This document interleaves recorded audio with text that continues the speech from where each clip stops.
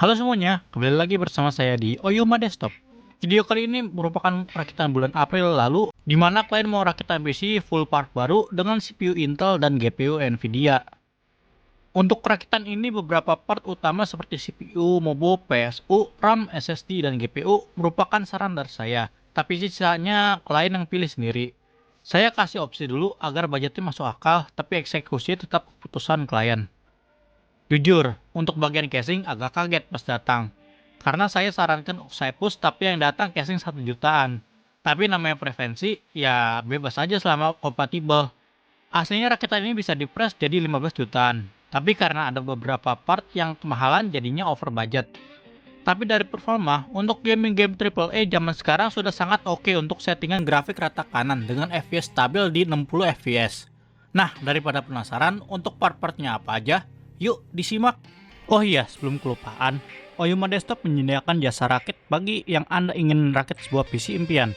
Anda bisa kontak WhatsApp atau Discord yang terdapat di deskripsi.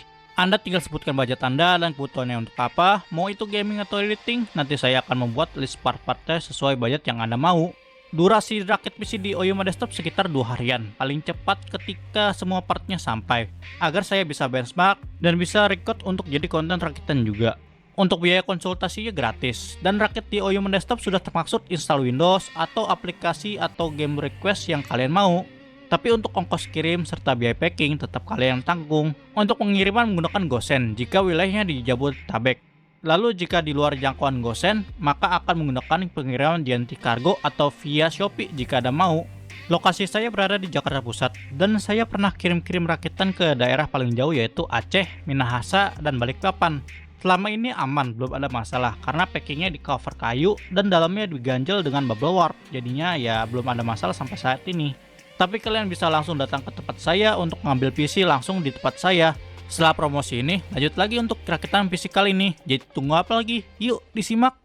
Part pertama yaitu CPU. Pilihan jatuh ke Intel i5 12400 versi tray kondisi baru. Kalian pilih versi non-F karena ada iGPU sebagai backup display kalau GPU bermasalah. Apalagi budgetnya dia masih bisa buat beli yang versi ini. Secara spek 6 core dan 12 thread dengan boost clocknya sampai 4,4 GHz dan TDP sekitar 65 Watt yang efisien. Sudah support PCIe Gen 4 dan bisa dipakai di MOBO DDR4 maupun DDR5. Kalian dapat CPU ini di harga 2,7 jutaan kondisi baru.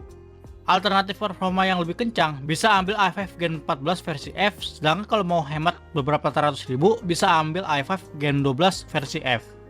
Sedangkan kalau mau platform AMD dengan performa dan harga yang setara, Ryzen 7 5700X masih bisa jadi opsi yang kompetitif.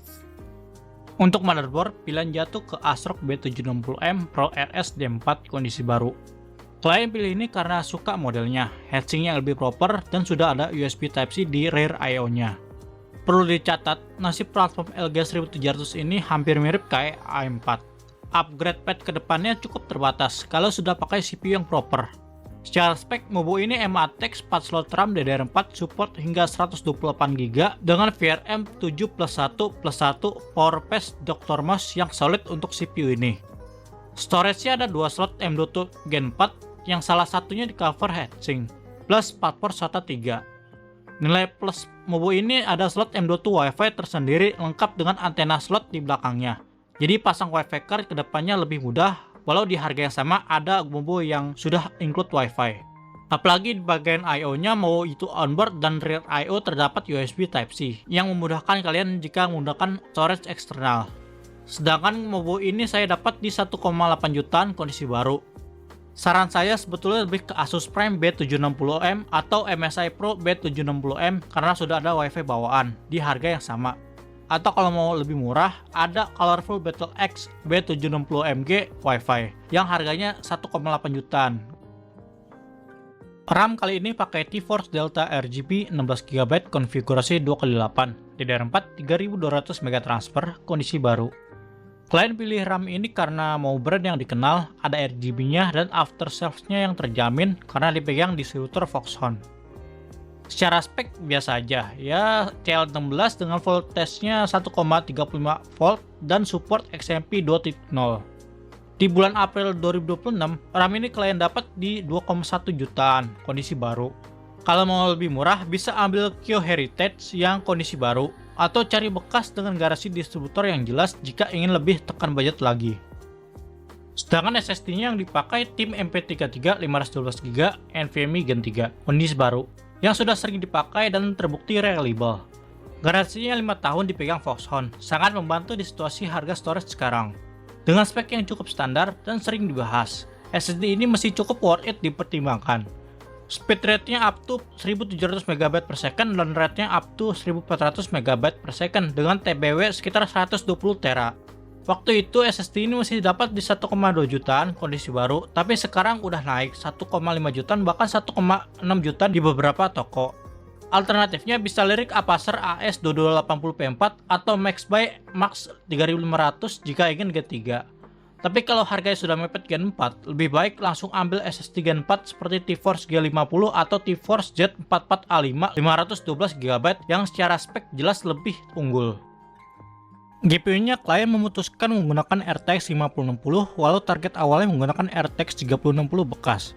Tapi klien mikir lagi buat resiko GPU bekas, jadinya lebih baik ambil baru. Jadi pilihannya jatuh ke MSI Shadow RTX 5060 8GB GDDR7 kondisi baru yang sudah sangat bagus untuk gaming AAA di preset high Full HD dan bisa jadi standar GPU yang layak dipakai 2-3 tahun ke depan.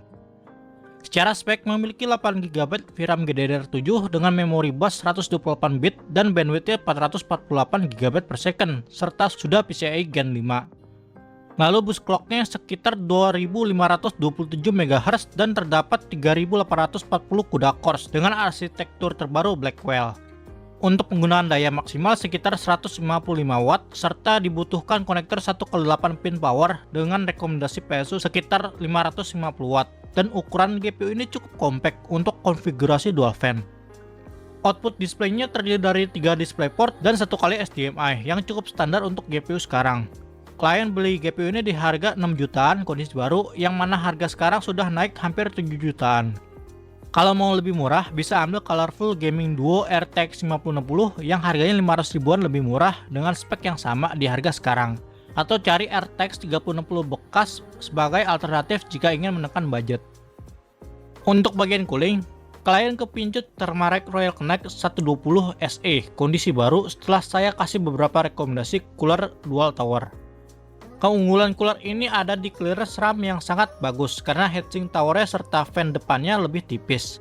Jadi tidak mengganggu clearance RAM yang memakai heatsink besar atau tinggi sekalipun. Speknya sendiri menggunakan dual fan 12 cm Sony Fluid Dynamic Bearing dengan dua spek fan sisanya cukup berbeda karena tipe yang berbeda. Fan yang tebal menggunakan tipe TLC12B V2 dan yang tipis merupakan tipe TLC120 15B. Sedangkan heatsinknya campuran copper nickel dengan memiliki 6 heat pad dan diklaim handle CPU hingga 280 Watt TDP. Cooler ini saya dapat di 449 ribuan kondisi baru. Alternatifnya ada Jonesbow CR3000E, Segotep FZ6 Pro, Uphere UE2K6 atau Deepcool AG620 G2. Bagian suplai dayanya dipercayakan ke Formula VF650BD 80 plus bronze kondisi baru. PSU ini sering digunakan karena garasi yang panjang serta jeroannya nggak kaleng-kaleng di harganya. Jadinya menjadi opsi realistis selain Segotep. Secara spek, main capsule dari Toshin Kokyo LFW 105 derajat Jepang Tier 2, topologi dual forward dengan DC to DC dan synchronous rectifier. PSU ini sudah ATX 3.1 dengan voltase full range, kabelnya bentuk flat 18 AWG. Untuk proteksinya cukup lengkap, ada UVP, OVP, OCP, OTP, SCP, serta SIP. Dengan garansi resmi DTG 5 tahun full replace. Bagian internal current PSU ini cukup ramah di kisaran 44-50 ampere yang aman untuk listrik 900 VA. PSU ini klien dapat di 593.000 kondisi baru.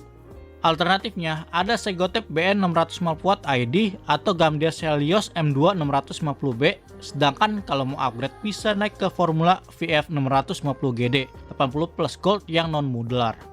Sedangkan kalau yang mau full modular bisa pilih Thermaltake TRKG atau Kiyosama GT dengan jeroan yang lebih bagus lagi. Nah, bagian ini pure pilihan klien, yaitu Montek Sky 2 GX kondisi baru. Saya sudah sarankan Oxypus Gamma C50 atau Techwear Timber M yang sesuai Mobo M ATX-nya. Tapi yang datang malah casing ATX ini. Agak disayangkan karena Mobo M ATX yang membuat tampilan agak kopong. Tapi namanya juga preferensi, selama masih kompatibel ya gas saja. Kalau dari segi kualitas memang bagus, ya mengingat harga yang mahal. Front panelnya mayoritas dari metal, bonus 3 fan Montec AX140 ARGB 140mm di depan. Tempered glassnya udah screwless dan kabel manajemennya memiliki jarak 25mm yang lega. Support Mobo hingga eATX, GPU-nya maksimal 400mm, CPU core-nya 168mm, dan radiator 360mm di atas maupun di depan sekaligus. Casing ini dapat di 1,28 jutaan kondisi baru. Kalau mau di harga yang sama, bagi saya sih, saya lebih suka ke Lianli Vector V100R Mini atau Formula V-Line Crystal Z7. Sedangkan versi budgetnya ada Oxypus Gamma C50 atau agak proper bisa lirik Techwear Timber M yang sudah saya sebutkan sebelumnya. Untuk tambahannya, klien beli tambahan fan casing Coolmoon Primes 5 Pro 3 unit kondisi baru. Aslinya beli untuk persiapan casing yang saya sarankan, tapi tidak expect casing Montec yang datang. Jadinya secara look agak kurang gitu. Secara spek fan ini ya 12 cm hydraulic bearing, speednya 800 sampai 1800 rpm. Airflow-nya 71 cfm, noise-nya 23 dB, konektornya 4 pin PWM dan 3 pin ARGB. Dipilih karena paling murah yang tersedia, sesuai request klien awalnya. Untuk harganya sendiri, satuannya sekitar 44 ribuan. Kalau mau yang beli proper, bisa ambil Segotep Iris Flow. Atau yang mau murah bisa ambil Oxypus Beta F12. Karena Mobo ini tidak ada wifi bawaan, dan klien ingin PC-nya ada wifi. Jadinya saya sarankan membeli wifi card Intel AX210 beserta antenanya. Untungnya Mobo ini punya slot M.2 wifi tersendiri, jadi tinggal pasang langsung tanpa harus pakai slot PCIe. Sedangkan buat yang Mobo tidak ada slot M.2 wifi, bisa ambil versi pakai adapter PCIe x 1. Harga dari wifi card ini saya dapat di 324 ribuan kondisi baru. Misal mau murah dan koneksi lebih stabil, lebih baik pakai kabelan saja. Nah, untuk perintilan tambahan, setiap rakitan Intel Elga 1700 sekarang, saya selalu wajibkan untuk membeli anti-bending Elga 1700. Fungsinya untuk mencegah CPU bengkok akibat sistem kuncian bawaan Mobo Elga 1700 yang cacat. Lebih baik keluar 64 ribuan sekarang daripada CPU bengkok yang resikonya bisa jutaan. Oh, klien juga beli thermal paste Arctic MX7 yang kualitasnya bagus, walau bisa ambil opsi Thermalrec TF7 yang lebih murah tapi kualitasnya bagus juga. Dan klien beli GPU anti-sagging yang sebetulnya tidak terlalu diperlukan mengingat RTX 5060 Shadow ini ukuran compact dan bobotnya ringan. GPU anti-sagging lebih berguna untuk GPU triple fan yang berat. Setelah bahas part-part PC yang ada, mari kita lanjutkan ke proses merakit part PC ini.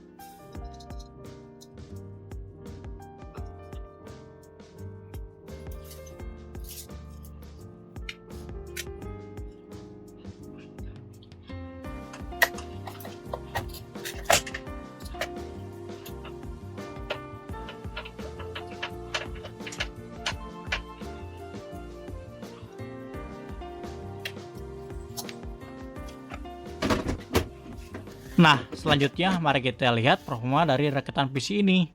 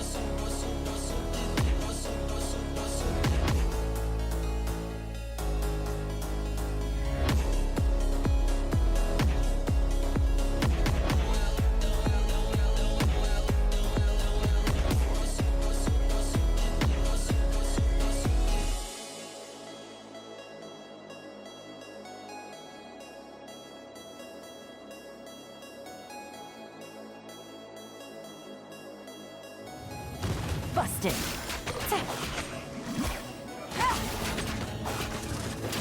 Here we go. Think you can get away? Things are about to get dicey. I will have order. Solidify. Kamisato up. Suyu, be still. Miss Starlight over the seas. Scorch through the void. Cluster cannon ready. The savior rises.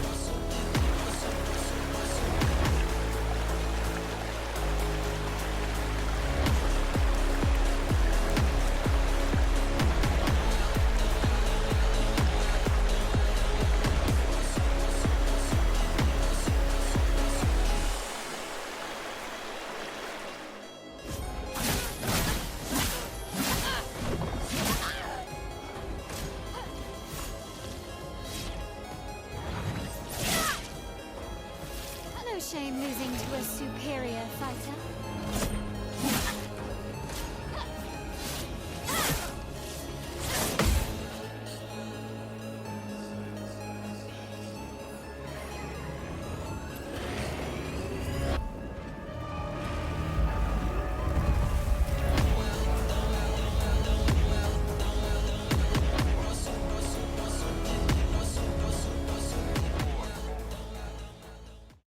Jadi gimana performa menurut kalian? Raketen ini membuktikan bahwa sudah sangat capable buat main game-game AAA tanpa masalah di zaman sekarang. Bisa dibilang sebagai standar baru untuk raketan yang proper walau VRAM-nya cuma 8GB saja. Setidaknya untuk gaming Full HD masih sangat cukup. Aslinya raketan ini bisa di-price lagi sekitar 15 jutaan kalau pemilihan partnya tidak ada yang berat sebelah, tapi dari segi performa sudah lebih dari cukup. Lalu untuk harga raketan ini saya rakit di harga segini.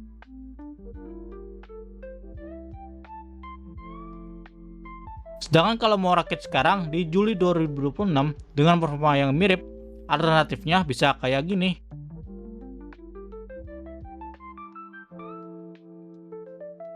Nah, kalau mau lebih hemat budget, ada opsi seperti ini.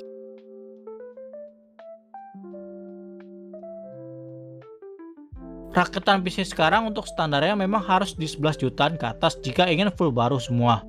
Apalagi kalau mau sesuai standar minimal di 13 jutaan ke atas. Kalian harus benar-benar kompromi dengan beberapa part agar sesuai dengan budget kalian. Tapi kalau budget kalian bisa toleran dengan harga yang lebih mahal, maka ambil aja yang bagus kalian. Jadi gimana menurut kalian? Tulis pendapat kalian di kolom komentar. Jangan lupa like, share, dan subscribe channel ini supaya tidak ketinggalan video perakitan PC lainnya. Sampai jumpa di video selanjutnya.